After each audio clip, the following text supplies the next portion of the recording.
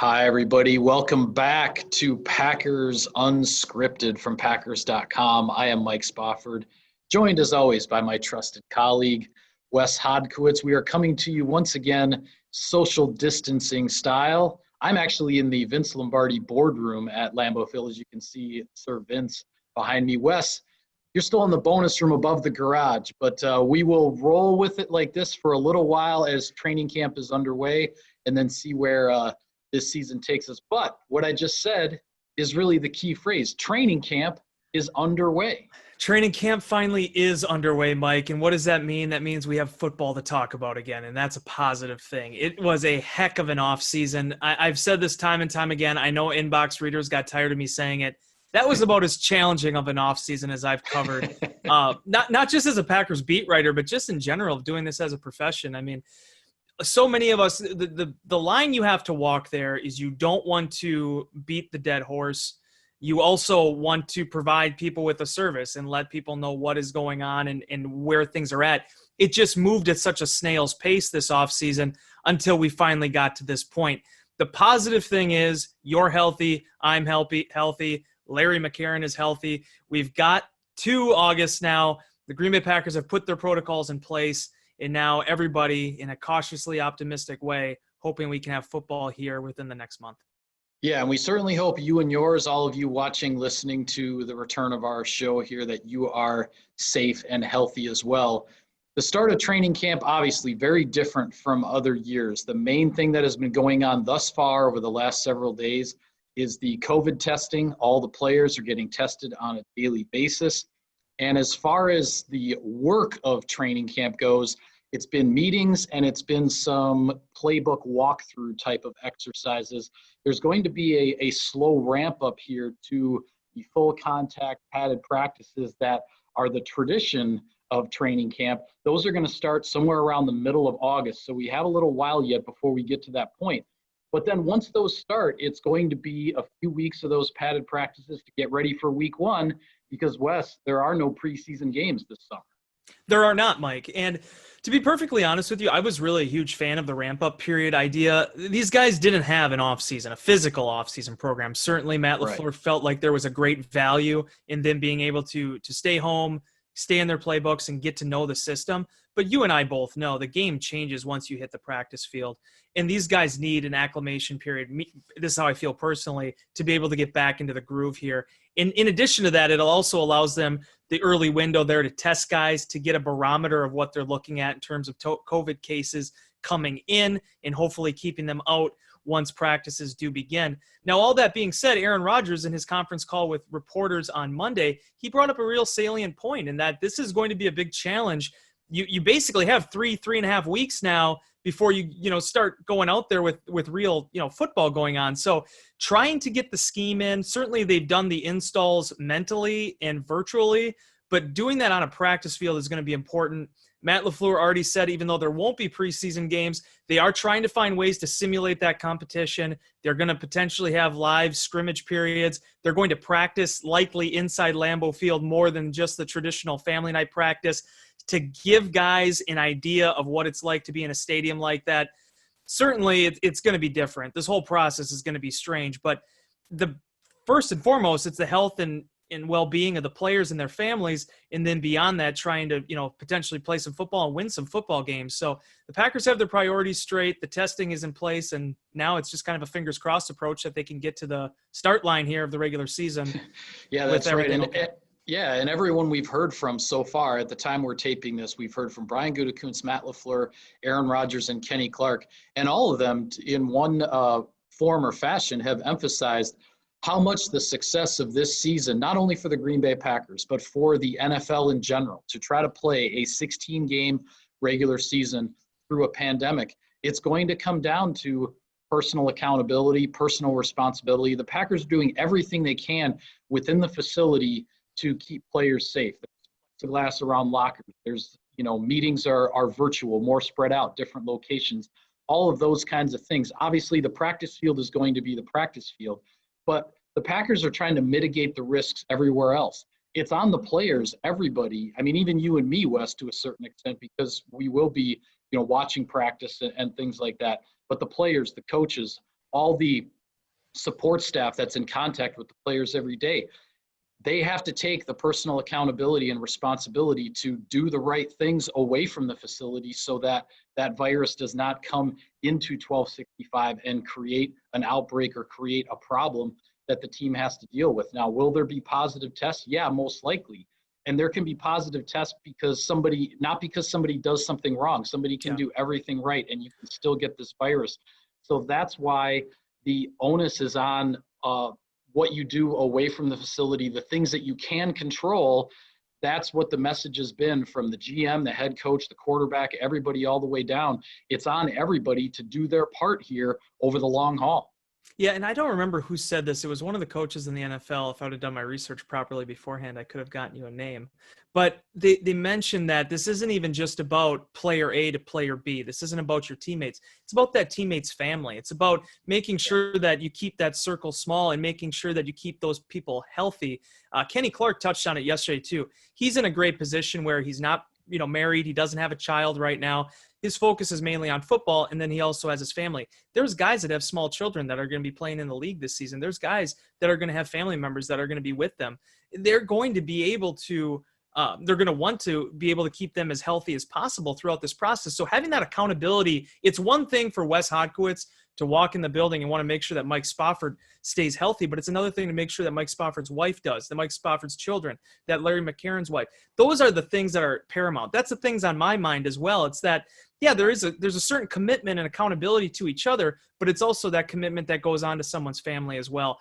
And I think one thing that Brian Gutekunst, Matt LaFleur have done an exemplary job about, I'm trying to say both of those words, this offseason was reiterating that to the players and telling them that this isn't just about football. It's about making sure that, you guys are teammates, your brothers, your family, and making sure that you take care of each other. And that includes being disciplined, because there's going to be instances when things just happen. It's the way the world is right now, but are you making smart choices to minimize those risks?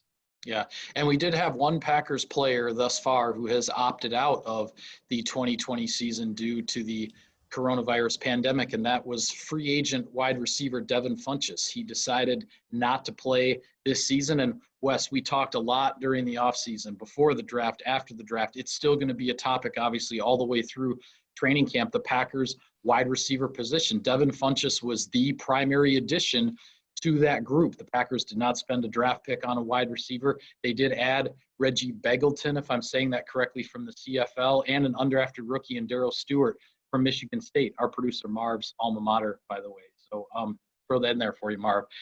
Anyhow, but with Funchess no longer in the mix, the Packers knew these receivers, you're talking about Allen Lazard, Marquez Valdez-Scantling, EQ St. Brown, Jake Kumaro, these guys, they knew there was going to be a huge opportunity for them in 2020. That opportunity just got bigger in an exponential sort of way with Devin Funchess opting out. And essentially, the number 2 receiver spot in this offense behind Devontae Adams is completely wide open. It is, yeah, and that's going to make this competition fun to watch once guys do get on the grass, because more so than any position, Mike, I'm sure you could talk to Larry and he can break down all the stuff of guard play and what he likes to see from guys in training camp. But to the novices, to the naked eye, the one position that has the best chance of usually of standing out in training camp practices is the receiver spot. That's how last year we knew that Allen Lazard was really the real deal. It's also how, you look at Darius Shepard and the way that he separated himself to earn a roster spot. It was through how he performed in those training camp settings. So right. The Funchess thing, I have so much respect for him. I've been touched. Well, one, I have family members now that have had COVID, and 2, not immediate, but I know people. And 2, there's certain people in my family that have health risks as well. So I understand wholeheartedly, one, how this virus and this disease has touched him, and 2, the amount of discipline and really how much he must have thought about this decision. You got to remember, this is a guy that played 1 game last year before his season-ending injury. I have to imagine he was champing at the bit to get back out there this year, but he made the best decision for himself and his family. Aaron Rodgers mentioning how much he respected that. Now, all that being said, it goes back to Allen Lazard being the player that he was at the end of last season. The Packers need him to be a number 2 caliber type receiver and not just a really good story. And based on his disposition, if he can stay healthy, I think Lazard has all the tools to do that. And then it also might goes back to Marquez Valdez-Scantling and Equanimeous St. Brown, the 2 draft picks that they had in 2018. Can those guys be the real deal? Can MVS get back to his 18 form? And can EQ show some of the bright spots that he showed at the end of that rookie season? Yeah, EQ St. Brown obviously coming back from an injury that cost him his entire second season in the NFL. So he hasn't played since the tail end of his rookie year. But that was when he was really starting to show some promise, and quite frankly was probably the leader of the Packers rookie receivers at that point. Marquez Valdez-Scantling got off to a really strong start last year. Things faded statistically, production-wise, down the stretch for him. He was dealing with some injuries as well, so he's looking to bounce back in that respect. In addition to the receiver position, and we'll talk about more of these topics in depth, I think, as training camp goes along, but in terms of hitting the highlights of what the offense is looking at, transitioning to Rick Wagner at right tackle as he takes over for Brian Bulaga, who left in free agency. You have replacing Jimmy Graham at tight end. Jay Sternberger is the guy stepping up. Josiah DeGuara was drafted in the third round. Mercedes Lewis back as the veteran guy in that group. At the running back position, A.J. Dillon, a second-round pick. How quickly does he get worked into that mix with Aaron Jones and Jamal Williams? And, will Matt LaFleur truly create a three-headed backfield here? And then obviously at quarterback, Jordan Love, the first-round draft pick. He'll be competing with Tim Boyle for the backup spot behind Aaron Rodgers. Really puts a rookie draft pick in a tough spot to earn that number 2 quarterback job when there wasn't any offseason. There won't be any preseason games. It's a difficult spot for Jordan Love to be in, but the nice spot that the Packers are in is they don't necessarily need him to be the number 2 because they have Tim Boyle, who's been here for a couple years and performed well in the preseason in the past. Yeah, and Mike, you've been editing enough of my insider inboxes. One of the drums I've been beating all offseason is the fact that if you're an NFL team, this is how I feel personally. Maybe GMs would feel differently. I feel like you have to have 3 quarterbacks this year. You have to have 3 quarterbacks on your active roster. If a team goes with 2, I think you're playing, with fire a little bit. And the Packers are fortunate now. Boyle has had 2 full seasons. Not obviously, everyone always brings up playing time. That is important. You need to be out there. You need to get the reps. But also just being around Aaron Rodgers, understanding what he needs on game days, understanding what the preparation process is like. That's going to be very valuable, not only to have that experience, but also to kind of show Jordan Love the way and what's going to be asked of him here in his rookie season. Very important components. It's unfortunate the preseason's not going to happen because I would have loved to have seen all these running backs too. With A.J. Dillon, you imagine he would have gotten a lot of reps. Dexter Williams is still in that equation. Yep. Those are reps that they're not going to be able to get back. They'll do their best to do them in training camp. But, those are usually the stars of those preseason settings. And then also, if I can just quickly touch on offensive line, if there was one position offensively that I feel the strongest about right now for the Packers, it is their offensive line. That is a huge hole that they have to fill at right tackle. Yep. Not undermining that at all with what they lose and not being able to bring back Brian Bulaga. But Lane Taylor's back. He has experience at 3 different positions. Lucas Patrick has been a backup center now for Corey Linsley and has been in in-game settings. You have arguably the best left tackle in football right now in a really darn good prospect next to him in Elton Jenkins. Certainly if Rick Wagner can pick up where he left off before some of these injuries had come up on him, that he's been a veteran presence as well. So I think they're deep at the positions they need to be deep at. And that some of those young skill positions, they're going to need guys to step up. But with them being on the younger side of this thing now, I think there's plenty of ceiling there for these guys to be able to reach. Yeah, and just to touch on some of the defensive storylines we'll obviously be following throughout training camp. The ones that come to mind for me first, Wes, obviously the run defense. What are the Packers going to do? Are they going to change some looks? How are things going to change as far as defending the run after the way last season ended? Now, we're not really going to get any answers to that until the Packers face Dalvin Cook and the Minnesota Vikings in week 1. But that is certainly going to be an ongoing storyline. You have Christian Kirksey stepping in for Blake Martinez. He'll be the new signal caller on the defense, the one in the midst of it, and he will obviously be a big part of the run defense as well. And then when you look at some of the young guys, Rashawn Gary, the expectation is last year's first-round pick is going to take on a much larger role in this defense in his second year. And then I will also go with mention the other first-round pick from last year, Darnell Savage, who has a full season under his belt, started just about every game other than missing a couple with an injury as a rookie. But this is a guy who the Packers know that Darnell Savage is not a finished product, just like Rashawn Gary is nowhere close to being a finished product. Those are the guys, and they were obviously, first-round draft picks for a reason.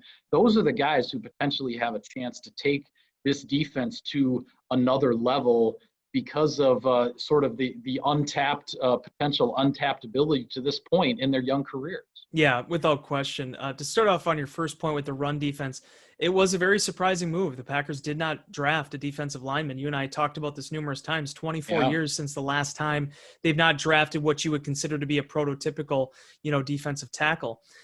In the other side of this equation, too, is the fact that Christian Kirksey comes in now at inside linebacker. Kirksey's only played in 9 games the last 2 seasons, but before that was one of the real big up-and-comers in this league at that position. What can he do picking up where he left off, in 2015 and 16 with Mike Pettin to be able to maybe reclaim some of that glory again and maybe be one of the answers for the Packers in that run defense? Because certainly, judging by the moves, Mike, we know how these things go. Brian Gutekunst, Mike Pettin, they felt confident enough with the makeup of that defensive line to keep it basically the same, with the exception of bringing in Trevin Hester into that equation as well. So this is a lot of it's going to be on Kirksey. The number one question I have, and we're not going to get any of these answers in the next month, is what is Mike Pettin thinking as far as the nickel, though? Are we going to see a tried and true inside linebacker in that spot, an Oren Burks, a Ty Summers, or are we going to continue to go down that road with the hybrid safety, potentially, a number of different guys that could fit into that? Raven Green is obviously back as well. So that's going to be the question mark, because it's been said time and time again, the Packers ran more dime defense, more 6 defensive back defense than any team in the NFL last year. Yep. Do they feel like they can go that direction again, or do they need to fortify that defensive front a little bit with perhaps an extra inside linebacker? Yeah, I think there are some depth chart questions as far as the defense goes we will be looking at. You mentioned on the defensive line, we all know about Kenny Clark. He's the guy who's front and center. The Packers want to reduce his snap count a little bit so that, he can really be full strength for the bulk of the season and late into the year. So how does that rotation work out between Dean Lowry, Tyler Lancaster? You mentioned Hester, the new addition, Kingsley Keke, the draft pick from a year ago. All those guys are going to be worked into the mix. And then the same thing from a depth chart perspective, as you were just alluding to, at inside linebacker. Who's going to line up next to Christian Kirksey on a regular basis? Will it be Oren Burks? Will it be Ty Summers? Will it be Curtis Bolton? Will the 5th-round rookie draft pick from Minnesota, Kamal Martin, make a push for playing time on defense? A guy that I think is going to step right in potentially on special teams for the Packers here as a rookie. So some of those depth chart alignment type of questions will get answered maybe as we go along. But again, I think a lot of these things, especially without having any preseason games, we're not really going to know a whole heck of a lot until that ball is snapped for the first time in Minnesota on September 13th. Yeah, if Dom was still around, this would have been the perfect year to try busting the quad out. Yeah. Nobody's going to see it. Nobody's going to know anything about it until you roll it out in a game and give it a shot. Right? Yeah, that's not going to get disseminated to any other scouts around the league with this situation. But to close on this defensive point, the linchpin for all of this is going to be the Smiths. It's going to be Rashawn Gary, and seeing what Mike Pettin can do with those pieces. Certainly, you're going to need your defensive linemen. You're going to need your inside linebackers. But how are those players utilized? You've heard Pettin say it. I think I was even the one to ask him the question about Gary and his upside earlier this offseason. He sees a lot of the same traits developmentally in Gary that he sees right now with Zadarius Smith. Both Smiths, him and Preston, played a ton of snaps. I think they both played over 80% of the defensive snaps last year. Can the Packers take some of that off of those guys? And how can Gary, potentially be the release pin for that and being able to give them maybe some snaps off, particularly inside in the dime package? That's something to follow, because you want to have the Smiths on the field as much as possible. You want to have Kenny Clark on the field as much as possible. But what can those rotations around those 3 players do to make sure that it doesn't always have to be them, that sometimes it is more of the all 11 guys, finding a way to contribute and giving them a chance to catch their breath? Yeah, definitely plenty to watch to see exactly what adjustments are made from 2019. But with that, we will call it a wrap on this edition of Packers Unscripted. That is our training camp preview episode. We will be with you a couple of times per week throughout training camp. And I promise at some point, I'm not sure when, but at some point we will be in our brand new studio. Not just yet, but when we are, trust me, it's going to look pretty cool. So I'm jacked for it. With that, I know you are. I know you're excited. You're probably excited to get out of that bonus room above your garage too. At some point here. Anyhow, thanks for watching and listening, everybody. For Wes, I am Mike. Take care. We will see you next time.